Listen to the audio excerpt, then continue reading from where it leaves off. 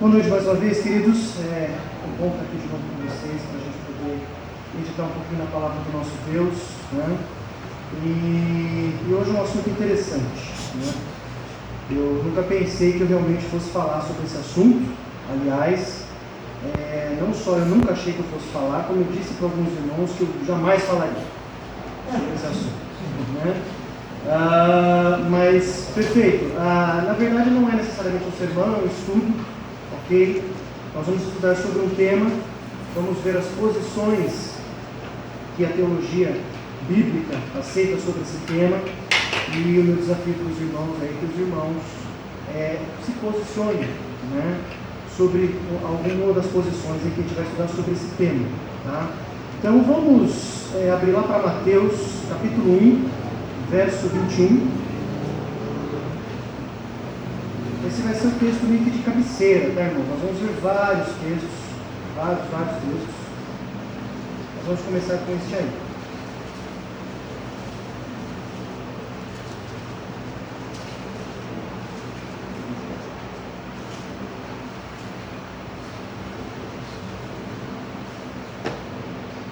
Mateus 1:21 diz assim a palavra do Senhor: Ela dará à luz um filho, e lhe porás o nome de Jesus, porque ele salvará o seu povo dos pecados deles. Vamos orar mais uma vez. Pai amado, nós, diante do Senhor nesse momento, te damos todo o louvor, toda a honra, toda a glória, e te agradecemos por esse momento tão sublime, onde a sua palavra vai ser proclamada, onde a tua verdade vai ser exposta. Pai, trata-se de um tema intrigante, um tema complexo. Eu não sou digno de falar sobre ele. Tantos servos do Senhor ao longo desses 2000 anos de igreja já falaram sobre o assunto, mas a sua igreja precisa ser edificada, então por isso nós vamos abordar esse assunto nesta noite. Peço que o Senhor tenha misericórdia de mim. Eu, de fato, não sou digno nem sequer de subir no seu púlpito para poder proclamar a tua verdade, mas o Senhor me comissionou para isso, então eu peço que o Senhor tenha misericórdia, derrame a sua graça sobre mim. E eu clamo também a Ti, Senhor, que o Senhor fale conosco, desafie os nossos corações, que nós possamos ter uma visão do Senhor mais gloriosa, mais bíblica, do que quando nós entramos aqui nesta noite. É o que te pedimos em nome de Cristo Jesus. Amém. Amém. Amém, queridos. Só apertar esse botãozinho também aqui.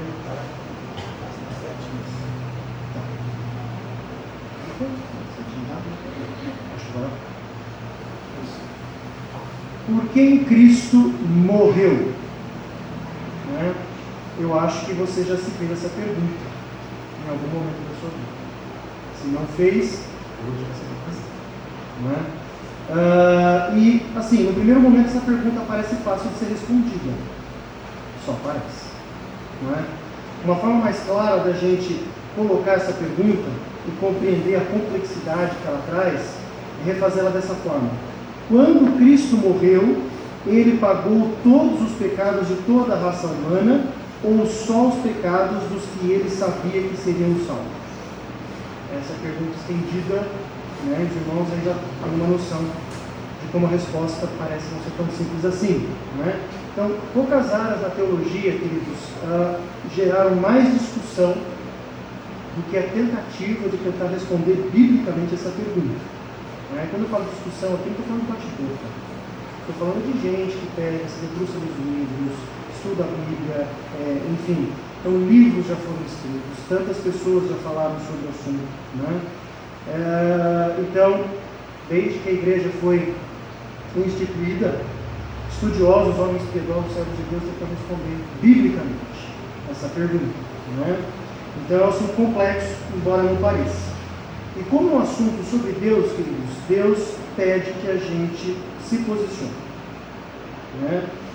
A gente tem posição sobre várias coisas, né? Por exemplo, nós temos, como batistas regulares, uma posição específica sobre, por exemplo, o batismo. O que o batismo significa, qual é o método do batismo, né? Uma outra posição bem peculiar nossa é sobre os dons espirituais, né? Quais são os dons? Tem cessou dom, não cessou dom, quais que estão ativos na igreja hoje, né? Como é que a gente usa, entre outros assuntos, né? E a nossa posição, queridos, sobre os assuntos bíblicos, ela norteia as nossas crenças, não é? Ela impacta nas nossas decisões diárias que a gente toma, ela impacta na forma como a gente se relaciona com Deus, e ela nos diferencia de outros muçulmanos, cristãos ou não é? Então Deus nos convoca a gente dar uma resposta, uma posição a tudo aquilo que Ele revela. E é nesse sentido que a gente deve se posicionar sobre a pergunta: por quem Cristo morreu? Então é sobre ela que a gente vai meditar brevemente nessa noite. Obviamente eu não tenho a pretensão de colocar o assunto aqui, porque, como eu disse para os irmãos, há 2000 anos pessoas têm falado sobre isso, sem esgotar o assunto. Então não sou eu que vou resolver a questão para os irmãos, não. Eu só quero expor as duas posições sobre o assunto, que são aceitas na nossa teologia bíblica, com suas bases bíblicas e as suas implicações com relação a outras verdades da palavra. Porque é isso, cada coisa que você vai estudar da Bíblia tem implicações com relação a outras verdades da Bíblia. Então eu desafio a vocês, como eu falei anteriormente, que vocês pesem na balança as posições que vão ser colocadas aqui, pensem os argumentos e tomem uma posição. Então, para isso, eu vou lembrar os amados de duas coisas. A primeira coisa é que não dá para se manter neutro nesse assunto, nem em qualquer outra escritura. O muro é do diabo, não é de Deus. Essa historinha do que não vamos posicionar, isso é discurso politicamente correto de esquerda. E não cabe para cristãos. Então, o diabo ele vai aproveitar o cenário da dúvida, da mentalidade do não, isso não tem nada a ver com a minha vida, e ele aproveita isso para disseminar mentira e engano. Então a pessoa, como ela já decidiu no coração dela que ela não vai se posicionar, é óbvio que em algum momento ela vai se posicionar, só que nesse caso ela vai geralmente se posicionar a favor da mentira. Segunda coisa que eu quero lembrar aos irmãos é que você pode sair daqui, querido, com o cérebro meio fervendo, com tanta informação que a gente vai colocar, E isso vai fazer com que você não consiga afirmar uma posição sobre o assunto imediatamente. Não tem problema, Chega em casa, leia a Bíblia, peça a direção de Deus, pesquisa lá no Google. Hoje, queridos, tem tanto de material hoje à disposição, que até um tempo atrás era exclusivo de pastores de igrejas ricas, hoje está à disposição de todo mundo à distância de um clique. Então pesquisa, veja que grandes homens de Deus ocorreram na história falaram sobre o assunto, volte para a Bíblia, ora de novo, conversa com outros irmãos, conversa com o pastor Luciano, ele já tem uma posição definida sobre o assunto, e toma a sua posição. Então, por quem Cristo morreu? Tem duas possíveis respostas para essa pergunta. Então, primeira resposta: Cristo morreu por todas as pessoas indistintamente, sem exceção.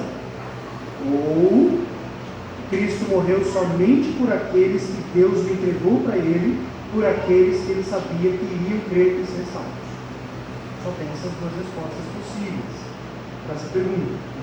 Então, antes de a gente analisar essas respostas, eu quero estabelecer algumas verdades aí com os irmãos, ok? A primeira verdade, queridos, é que Cristo realmente, efetivamente, pagou pecados de pessoas na cruz. Expiação é o ato de cobrir pecados por meio de um ato sacrificial. Então, na cruz, Jesus não estava fazendo um ato simbólico de tirar pecados. Isso quem fazia nos animais lá no Antigo Testamento, naquele sistema de sacrifício que eles tinham. Então, na cruz, Cristo de fato e de verdade levou sobre si pecados reais de pessoas reais. Não é alegoria, não é metáfora. Cristo não removeu pecados em potencial, Ele removeu pecados de fato e de verdade. A segunda verdade que eu quero estabelecer para os irmãos, antes de entrar no assunto, é que Cristo efetivamente, realmente sofreu a ira de Deus na cruz do Calvário.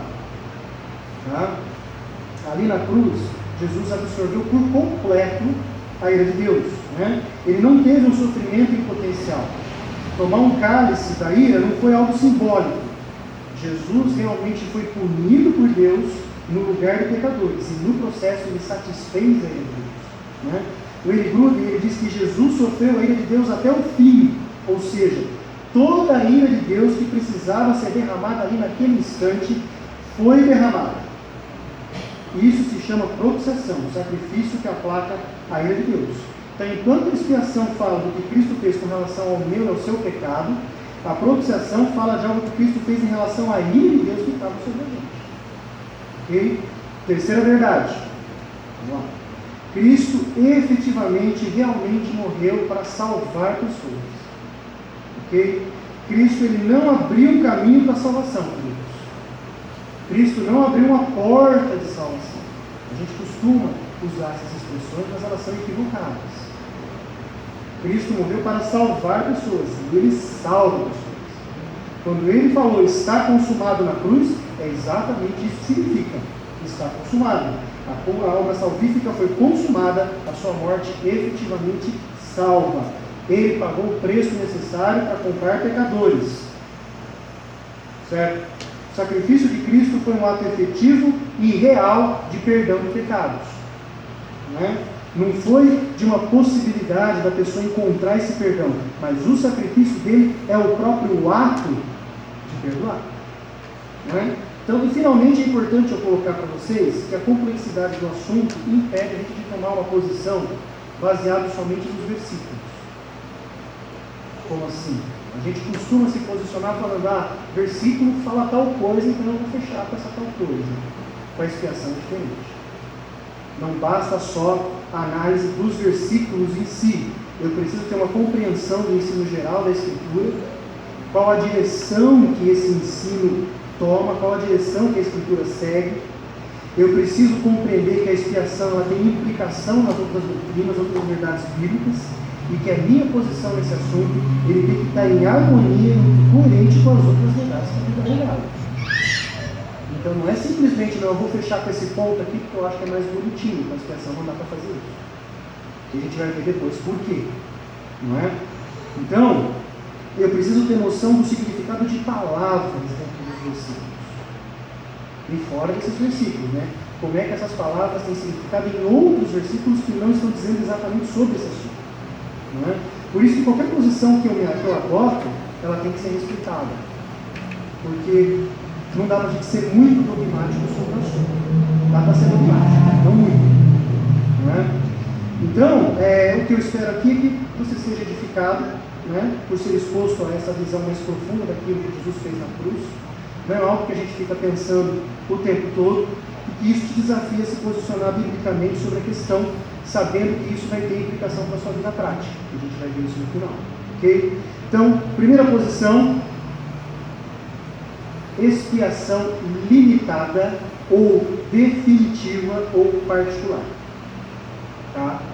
É a posição que deixa todo mundo tendo taquicardia, pessoal, coração pulsando, hipertensão, tensão subindo, o pessoal fica nervoso, e é a posição menos adotada nas igrejas evangélicas em geral. Ok? E o que ela defende? Ela defende que a morte de Cristo teve como propósito e resultado apenas a salvação daqueles que iriam crer e que foram escolhidos por Deus na eternidade passada. Expiação limitada é isso. Ou definitiva, particular. É um termo até melhor, mais adequado. Base bíblica dessa posição. Quais são os versículos utilizados para defender essa posição? João 10, 27 e 29. As minhas ovelhas ouvem a minha voz e eu as conheço, elas me seguem. Eu lhes dou a vida eterna. Da vida eterna por quem? As ovelhas. Jamais perecerão, e ninguém as arrebatará da minha mão. Aquilo que o Pai me deu é maior do que tudo, e da mão do Pai ninguém pode arrebatar. Outro verso, Efésios 5, 25. Maridos, amai a vossa mulher, como também Cristo amou a igreja, e a si mesmo se entregou por ela. Não está dizendo que ele se entregou por todos, mas pela igreja. Certo? João 17, 6, 9. Manifestei teu nome aos homens, que do mundo me deste, eram teus, e tu nos deste, e guardaram a tua palavra. Eu rogo por eles, não rogo pelo mundo, mas por aqueles que me deste, porque são teus. Outro verso, Atos 20, 28. Olhai, pois, por vós e por todo o rebanho, sobre que o Espírito Santo vos constituiu bispos, para apacentardes a igreja de Deus, que ele resgatou com seu próprio sangue. E por fim, tem mais texto aqui. Mateus 26, 28, porque isto é o meu sangue, o sangue do Novo Testamento, que é derramado por muitos, não todos, para a remissão dos pecados. Outro verso, Mateus 1, 21, que nós lemos. E dará à luz um filho, e chamará o seu nome Jesus, porque ele salvará o seu povo dos seus pecados. E João 10, 11. Eu sou o bom pastor dá a sua vida por quem? Pelas ovelhas. Tá? Esses são alguns versos, tá, irmãos? Há muitos outros. A gente vai ficar a noite inteira aqui vendo esses versos. Tanto de um lado quanto do outro. Tá? Então só selecionei os mais importantes aí. Problemas. Porque toda posição teológica tem problemas. Então nós vamos ver. Né? A Bíblia possui outros versículos que parecem desmentidos. Um deles é esse texto aqui. 1 Timóteo 2, 4, 6. Né? Só o verso 6. O qual a si mesmo se deu em resgate por todos. Rapaz, li um montão de textos que fala que ele deu a vida só pelos crentes. Agora estou falando que ele deu a sua vida em resgate por todos. Esse texto eu acho fantástico. 2 Pedro 2,1, assim como no meio do povo surgiram falsos profetas, assim também haverá entre vós falsos mestres, os quais introduzirão dissimuladamente heresias destruidoras, até ao ponto de renegarem o soberano Senhor que os resgatou, trazendo sobre si mesmos repentina destruição. Então, só nessas duas passagens, né, a gente observa aí a afirmação de um resgate pago por Cristo para todos, inclusive os que não creem. E o relato de 2 Pedro é ainda mais impressionante, porque ele está falando aí, queridos, de falsos mestres. Pessoas que a gente sabe de antemão, só de ler o texto, que não são pessoas salvas. E ainda assim, o texto parece afirmar que Cristo pagou o preço do resgate deles.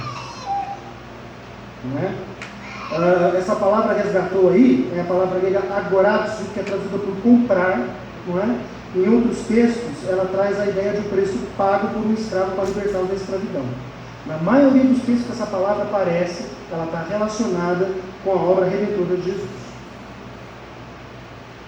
Certo? E eu particularmente, queridos, eu considero esse versículo um obstáculo formidável à posição da expressão. Esse é um versinho que eu acho meio difícil de bater, né? Eu já li alguns comentários sobre ele, tentando explicar ele dentro do contexto da expiação ilimitada, né? E eu confesso que eu não fiquei satisfeito com o que eu li até agora. Obviamente eu não li tudo, né?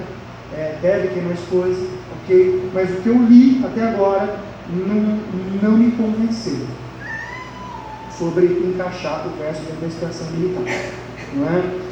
Por isso, queridos, que a gente tem que tomar um certo cuidado com algumas das posições que a gente toma, né? Porque a leitura que a gente faz muitas vezes é imperfeita, a gente não tem todas as informações à disposição. Não é? Então a gente tem que tomar um cuidado para a gente não dobrar o texto bíblico dentro da nossa caixinha teológica. A gente tem que deixar que o texto bíblico molde a nossa teologia e não o contrário. Não é? Agora, os que defendem essa posição da expiação limitada, e eu sou um deles, já estou dizendo, não é?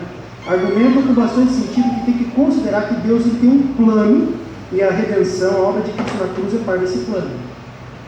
E o plano ele é sempre executado conforme o fim que se quer dar para atender o propósito inicial. E esse plano nunca incluiu todas as pessoas. Nunca. Não é? E você tem vários textos falando disso. Não é? Então o arquiteto, pensa no arquiteto, ele faz um projeto e executa esse projeto de acordo com o que foi projetado. Não é? A execução do projeto está necessariamente limitada ao projeto, ainda que o arquiteto ele tenha todos os recursos do mundo à disposição. Não é? Então, ele planeja um edifício para um fim específico e constrói o edifício tendo em vista esse fim específico. Não se projeta um edifício e se termina construindo uma casa. Não é? Da mesma forma com o plano eterno de Deus. Então, embora Deus deseje salvar todos os homens, e nós temos versículo falando isso, né? Esse desejo ele é apenas um reflexo dos atributos de Deus, né? Mas ele não é parte do seu plano eterno, ele não é parte do seu desígnio, né? Salvar todos os homens faz parte do desejo de Deus, mas não faz parte do seu plano eterno. Os irmãos sabem que os planos de Deus não podem ser frustrados. Portanto, se o desejo é a mesma coisa que o plano, e nós sabemos que nem todos serão salvos, então nós temos um plano de Deus que vai ser tremendamente frustrado. Então eu tenho que pesar. Né? Então assim, nunca foi plano salvar todos. Desejo não é plano. Ok? A gente sabe que não é verdade que todos vão ser salvos no final. Então, o outro lado dessa história é a gente observar a extensão das outras coisas que Cristo comprou para a gente na cruz do Calvário. Né? A justificação, por exemplo, que é a imputação de Jesus, da justiça de Jesus sobre nós, né? Ela é limitada. Ela só é colocada sobre aqueles que creem. Não é? A gente não vê ninguém defendendo que a justificação é ilimitada. Não vai ser, só se o cara for louco. Entendeu? Todo mundo vai concordar que a justificação ela é limitada. Por quê? Porque a gente sabe, a gente crê que a justiça de Cristo ela não vai ser imputada sobre todas as pessoas. E a justificação ela é uma consequência direta da expiação. Cristo remove o pecado e a justiça dele é imputada sobre essa pessoa, que ele removeu o pecado. Uma coisa é a sequência da outra. Não é? Logo, se a justificação ela é limitada, e a gente crê nisso, é porque a expiação ela é limitada. O inverso disso é concluir que todos os homens, sem exceção, vão ser justificados, da mesma forma que eles foram expiados. Então, se a expiação ela é ilimitada, a justificação ela também tem que ser. Então, todos os homens tiveram seus pecados expiados, e logo todos os homens terão a justiça de Cristo imputada sobre eles. Os irmãos já conseguem visualizar o tanto de problema que já tem aí, não é? Da mesma forma com a propiciação. Não é? A gente não tem qualquer dificuldade em crer que a propiciação ela é necessariamente limitada. Né? Do contrário, só que a gente vai concluir que Deus não está mais irado com os homens. Né? E a gente sabe, à luz de João 3,36, que isso não é verdade. Porque João 3,36 diz: quem crê no Filho tem a vida eterna. O que, porém, desobedece ao Filho não verá vida, mas sobre ele permanece a ira de Deus. Né? Essa expiação limitada, definitiva, particular. De modo bem breve. Não? A segunda posição é a expiação ilimitada ou geral, defendida e afirmada por 90% das igrejas evangélicas do nosso país. Não é? A expiação ilimitada ou geral defende que o propósito da cruz foi fazer a provisão da salvação para todos, sem exceção, mas que o resultado daquilo que Jesus fez só é eficaz naqueles que creem. Resumindo, Jesus morreu por todo mundo, mas as benesses dessa morte só têm efeito sobre aqueles que creem. Versos usados pelos que defendem essa posição. 1 João 2,2, ele é a propiciação pelos nossos pecados, e não somente pelos nossos próprios, mas ainda pelos do mundo inteiro. 2 Pedro 2,1, que nós já lemos, não é? 1 Timóteo 2,6, a qual se deu a si mesmo em preço de redenção por todos, para servir de testemunha a seu tempo. Outro texto, 1 Timóteo 4,10, o Deus vivo é o Salvador de todos os homens, principalmente dos fiéis. Tito 2,11, porque a graça de Deus se há manifestado trazendo salvação a todos os homens. Não é? E Hebreus 2,9, que eu também acho muito bom, para que pela graça de Deus provasse a morte por todos. De novo, esses só são alguns versos, tá? Tem muitos outros. Problemas. E agora, a coisa vai ficar feia. Primeiro, significado das palavras expiação, propiciação e a sua efetividade. Né? Sinceramente, queridos, eu acho que o significado das palavras, principalmente a importância de a gente saber o significado das palavras, né?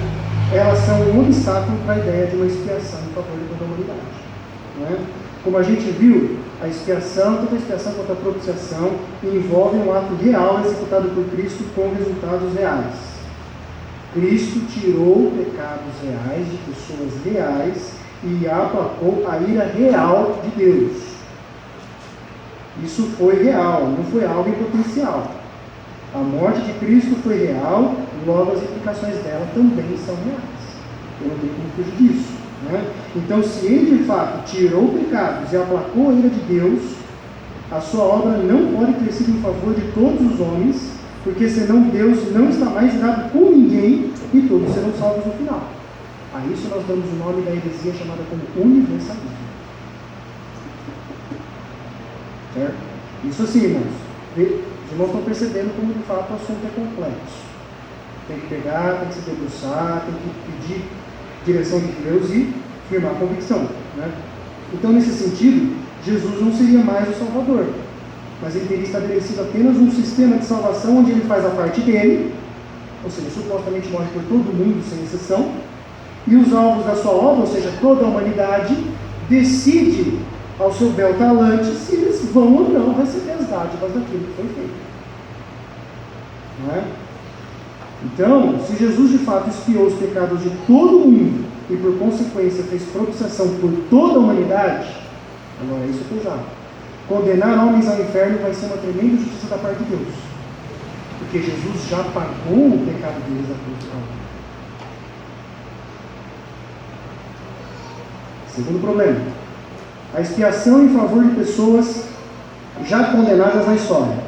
Então, a morte de Cristo ela tem efeito retroativo sobre as pessoas do Antigo Testamento. A morte de Cristo não salva apenas as pessoas do Novo Testamento, de lá para cá nós, mas salva também as pessoas do Antigo Testamento. Certo? Isso aí é fato. Não é? Então, indivíduos que já morreram, Abraão, Moisés, Davi e tantos outros. Não é?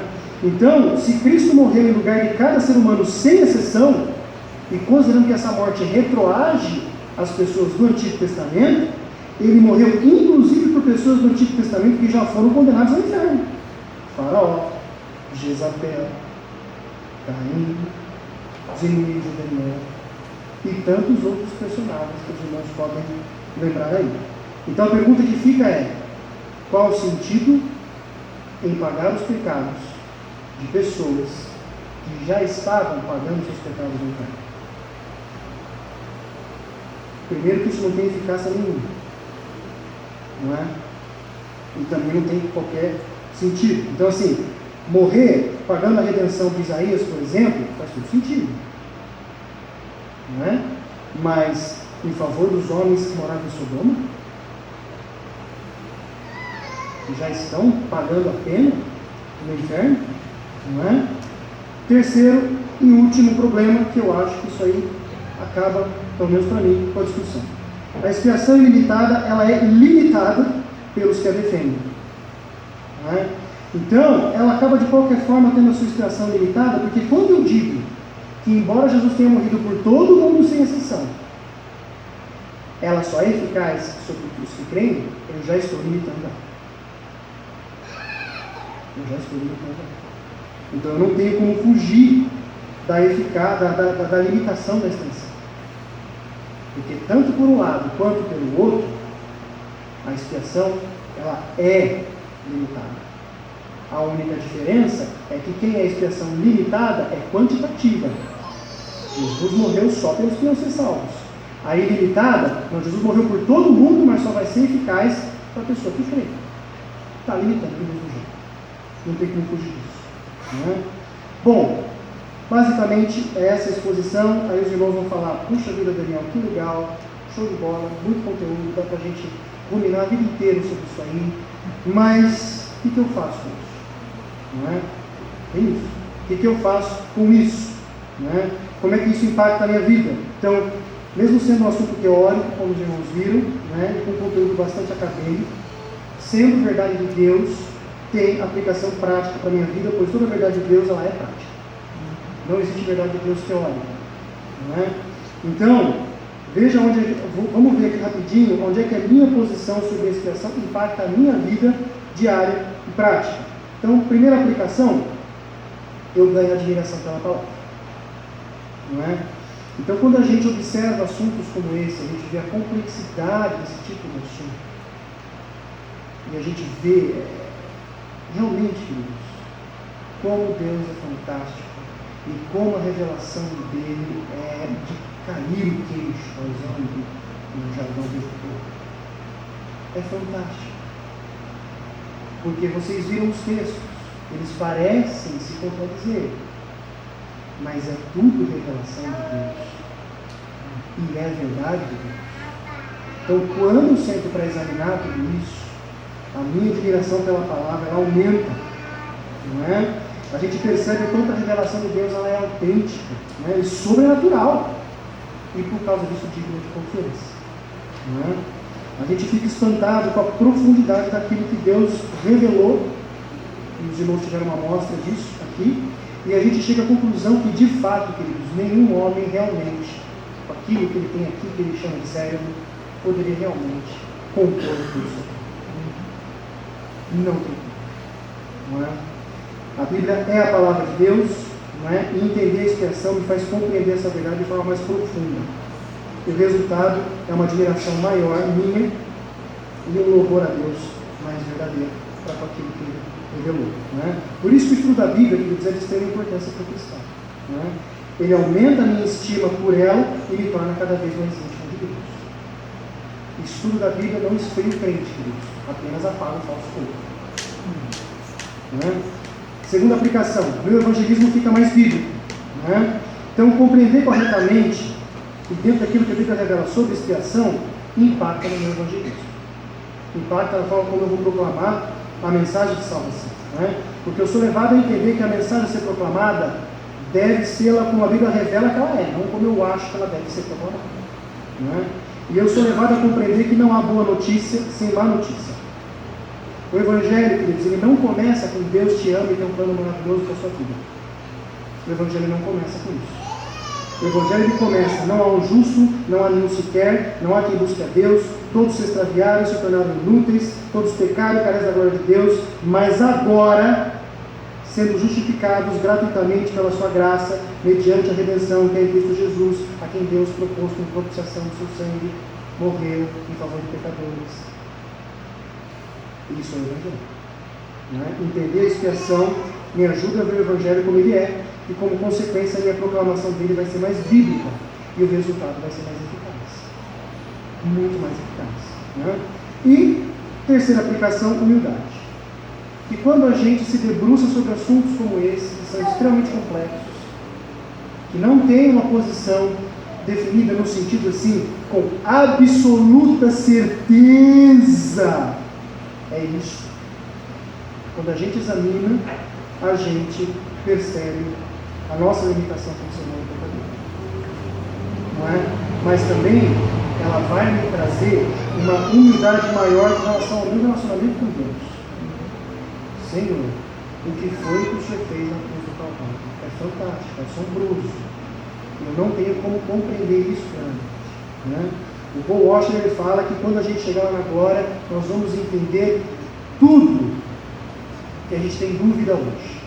Nós vamos entender tudo sobre a segunda vinda, vamos entender tudo sobre eleição, vamos entender tudo sobre doutrina do pecado, tudo sobre o Antigo Testamento, tudo. Mas vamos passar a eternidade da eternidade da eternidade compreendendo aquilo que Jesus fez na cruz do Calvário. Expiação. Né? Expiação. Então, quando eu entendo que as bases sobre as quais a minha salvação foi conquistada por Cristo, eu sou levado a reconhecer a minha pequenez e a minha miserabilidade diante de Deus. A salvação é pela graça, mas ela não foi de graça. Não saiu barato para Deus. Os meus pecados eles foram cobrados e punidos em Deus. Então a compreensão correta disso, queridos, vai me levar a ter uma mentalidade adequada de quem eu sou e qual é o meu lugar, efetivamente. Né? E isso vai encher meu coração de gratidão a Deus e pelo que Ele fez por mim. Né? Vamos concluir, queridos. A expiação era um ponto central na história da redenção. Né? Era uma parte essencial da obra redentora de Jesus. Então a pergunta por quem Jesus morreu é uma das mais intrigantes e Deus certamente quer que a gente busque uma resposta bíblica para ela. Não é?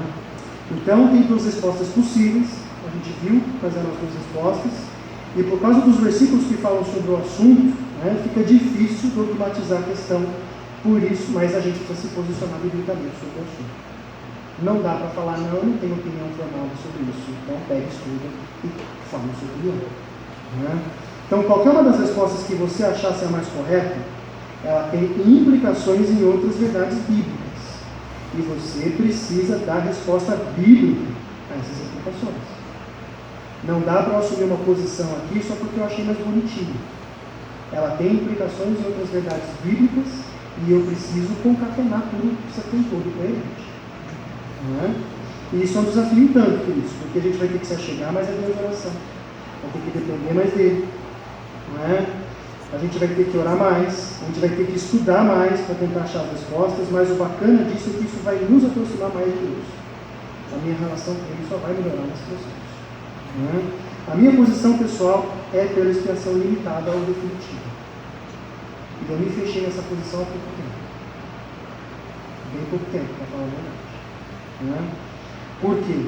Porque eu acho que as implicações dela possuem respostas mais bíblicas que a outra posição. As implicações da expiação limitada, ao meu ver, têm menos problemas do que as implicações da expiação ilimitada. A gente não tem como fugir disso, queridos. É analisar, saber da resposta e fechar a conversão. E se não sabe fechar, se não sabe dar a resposta, vai para a posição que você tem a resposta. Ainda que você não compreenda. Pelo menos você vai ser mais livre. Certo? Então, o grande valor disso tudo é justamente o desafio que Deus coloca para a gente de estudarmos a fundo o assunto e a gente formar uma convicção. E isso é verdade também para todos os outros temas da Bíblia, queridos, não só isso. Agora, no final, o importante aqui é que pelo seu estudo, a sua busca por uma resposta a essa pergunta, que seja bíblica, bem fundamentada, o importante disso, no final, é que vai redundar em mais glórias a Deus. Isso é fato. Quando você senta para estudar a Bíblia e entender aquilo que Deus revelou para nós, Deus é glorificado nesse processo. Então a gente só ganha isso. Só ganha isso. E no final é isso que Deus quer de nós, receber toda a glória. Então que a gente atenda a esse desafio, que a gente glorifique mais a Deus com o estudo diligente, cada vez mais profundo da Bíblia. E Ele vai nos abençoar para que a gente possa vê-lo cada vez mais como Ele realmente é. Amém?